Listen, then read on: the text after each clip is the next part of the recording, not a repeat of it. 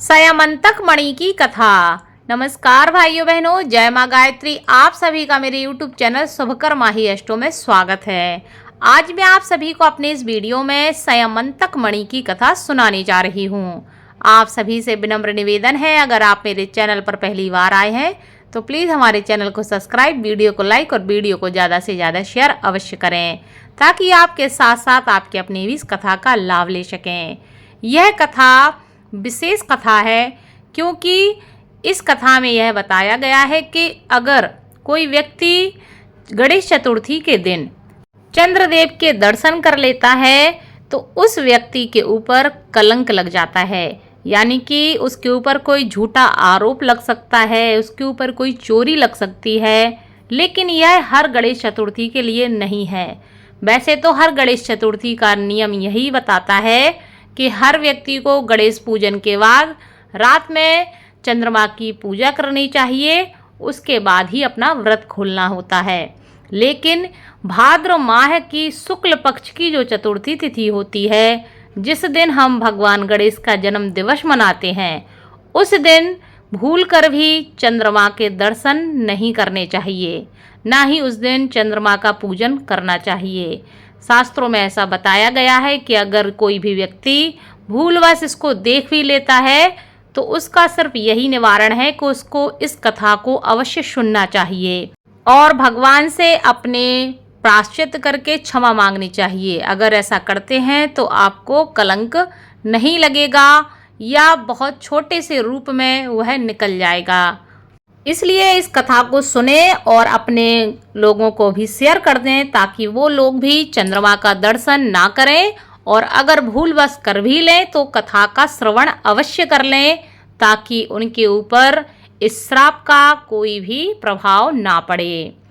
सुखदेव जी कहते हैं, हे परीक्षित, सत्राजित ने भगवान श्री कृष्ण को झूठा कलंक लगाया था। फिर उस अपराध का मार्जन करने के लिए उसने स्वयं संयमंतक मणि सहित अपनी कन्या सत्यभामा भगवान श्री कृष्ण को सौंप दी थी। राजा परीक्षित जी कहते हैं कि हे भगवान, सत्राजित ने भगवान श्री कृष्ण का क्या अपराध किया था? उसे संयमंतक मणि कहाँ से मिली और उसने अपनी कन्या उन्हें क्यों दे दी? सुखदेव जी कहते हैं कि हे परीक्षित, सत्राजित भगवान सूर्य का बहुत बड़ा भक्त था।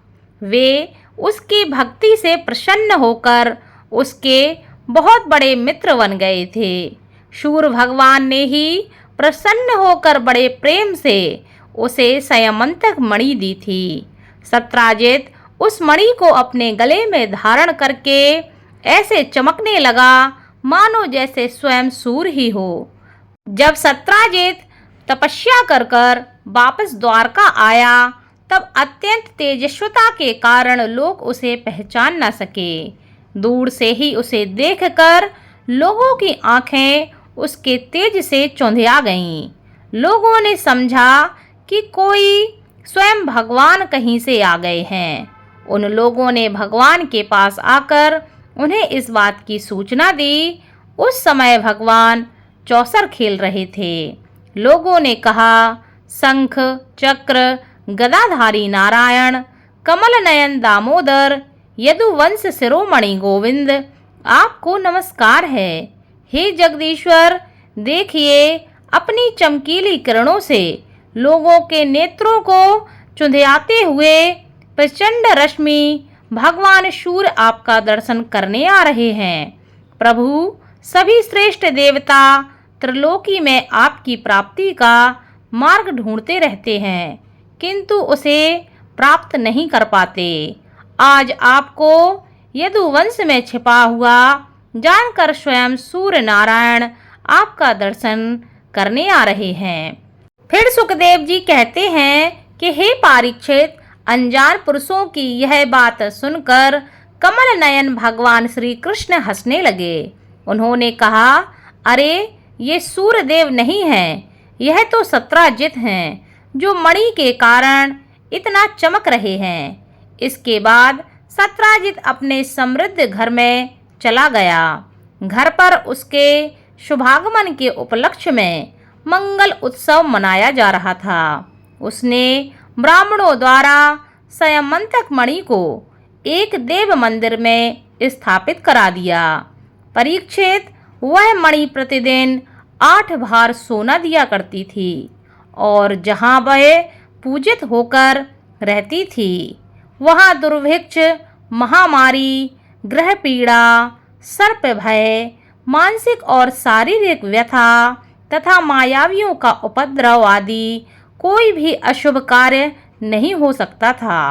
एक बार भगवान श्री कृष्ण ने प्रसंगवश सत्राजित से तुम अपनी मणि राजा उग्रसेन को दे दो, परंतु वह इतना अर्थालोलुप लोभी था कि वह भगवान की आज्ञा का उल्लंघन करके बोला, इसका कुछ भी विचार न करके उसे अस्वीकार कर दिया।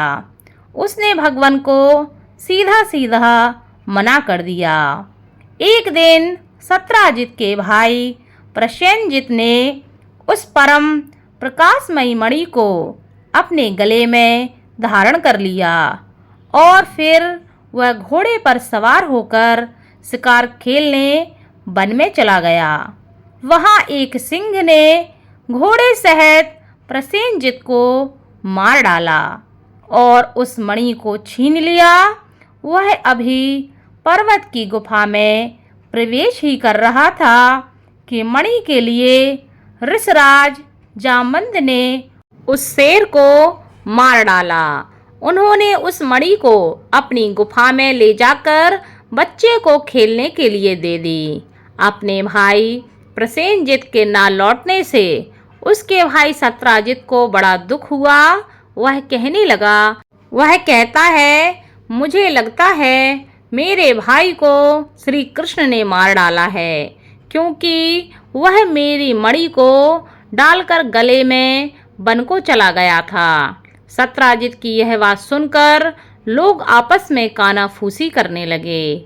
जब भगवान श्री कृष्ण ने यह सुना कि यह कलंक का टीका तो उनके सर पर आ गया है, तब वे उसे धोने के बहाने के उद्देश्य से नगर के कुछ सभ्य पुरुषों को लेकर प्रसेनजित को ढूंढने के लिए वन में चले गए।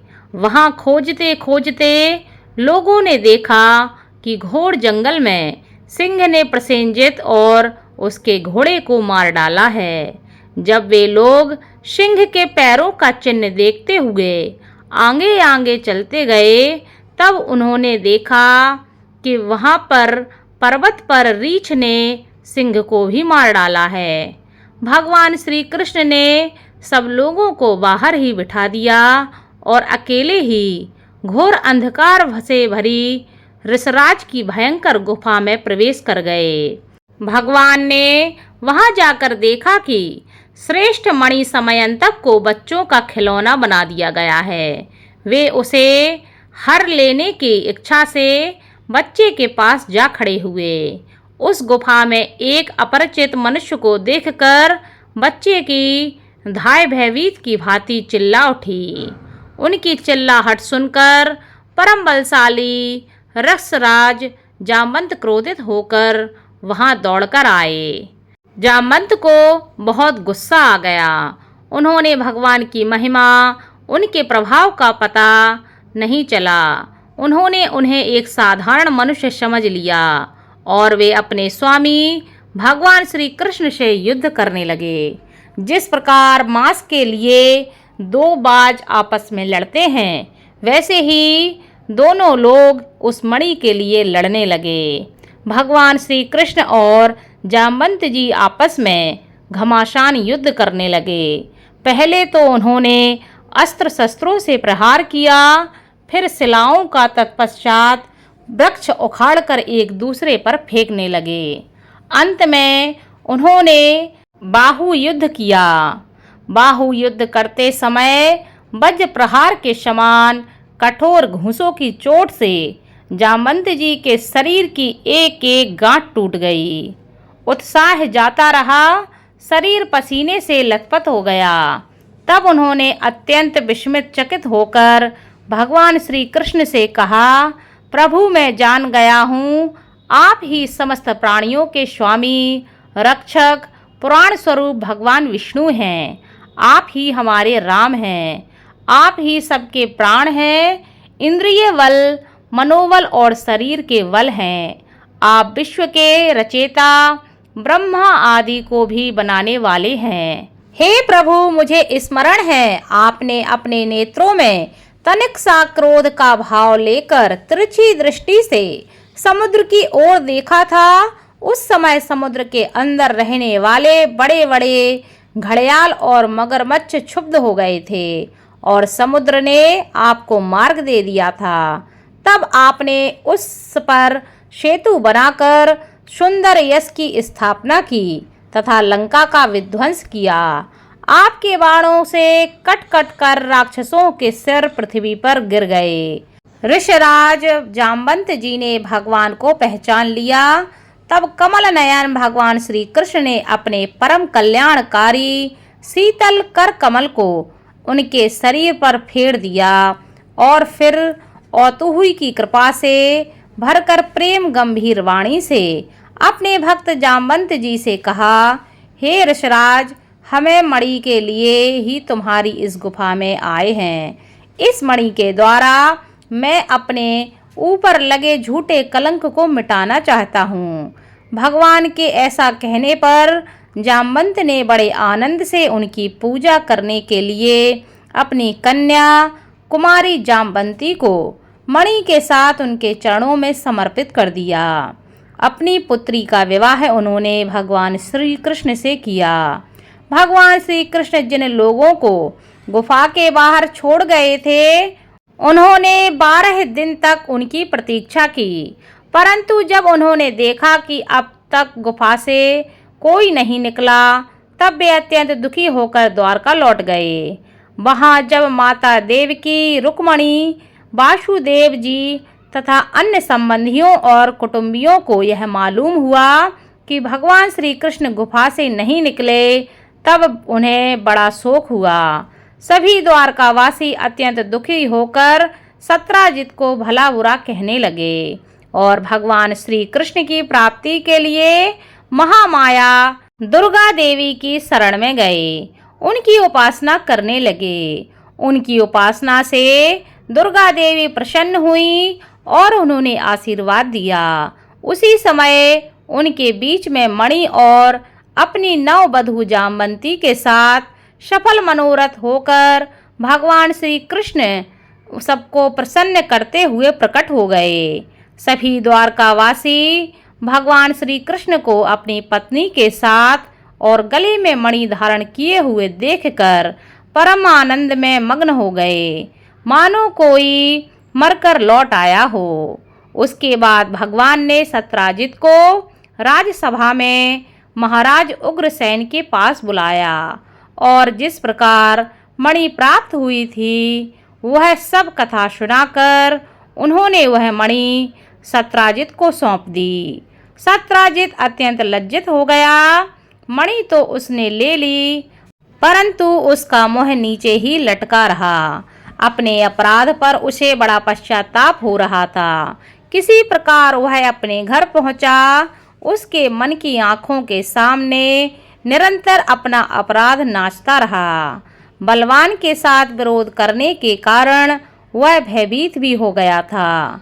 अब वह यही सोचता रहता कि मैं इस अपराध का मार्जन कैसे करूं, मुझ पर भगवान श्री कृष्ण कैसे प्रसन्न हों, मैं ऐसा कौन सा कार्य करूं जिससे मेरा कल्याण हो और लोग मुझे कोसे नहीं।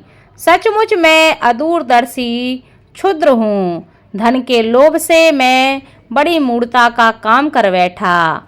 अब मैं रमणियों में रत्न के समान अपनी कन्या सत्यभामा और वह संयमंतक मणि दोनों ही श्री कृष्ण को दे दूं, यह उपाय बहुत अच्छा है। इसी से मेरे अपराध का मार्जन हो सकता है और कोई भी उपाय नहीं है। सत्राजित ने अपनी विवेकी बुद्धि से ऐसा सोचकर निश्चय करके स्वयं ही इसके लिए वह भगवान श्री कृष्ण के पास पहुँचे और भगवान श्री कृष्ण से प्रार्थना करने लगे कि मैं अपनी कन्या सत्यभामा शील स्वभाव, सुंदरता और उदारता वाली पुत्री को आपको समर्पण करना चाहता हूँ। साथ ही संयमंतक मणि को भी आपको देना चाहता हूँ। बहुत से लोग सत्यभामा को चाहते थे, परंतु अब भगवान श्री कृष्ण ने विधि पूर्वक उनका पाणी ग्रहण किया। भगवान श्री कृष्ण ने सत्राजित से कहा, हम समयंतक मणि नहीं लेंगे। आप सूर्य भगवान के भक्त हैं, इसलिए वह आपके पास ही रहे। इस प्रकार सत्राजित की मणि को वापस करके भगवान श्री कृष्ण ने अपने कलंक को मिटाया था, क्योंकि भगवान श्री कृष्ण ने भी भादो मास के शुक्ल पक्ष के गणेश चतुर्थी के दिन चंद्रमा के दर्शन भूलवश कर लिए थे, जिसकी वजह से उन्हें इस श्राप का सामना करना पड़ा और उनके ऊपर झूठा कलंक लगा। इसलिए गणेश चतुर्थी के दिन चंद्रमा भूलकर भी ना देखें, और अगर देख लेते हैं तो घबराएं नहीं। आप इस कथा को सुने, भगवान से क्षमा मांगें, आपको भी इससे लाभ होगा और आपको भी कलंक जैसे श्राप से छुटकारा मिल जाएगा और आपको कोई भी चंद्रदोष नहीं लगेगा। इस कथा को ज़्यादा से ज़्यादा शेयर कर दें, ताकि आपके साथ साथ आपके अपने भी इस बात का विशेष ध्यान रखें और इसका लाभ ले सकें।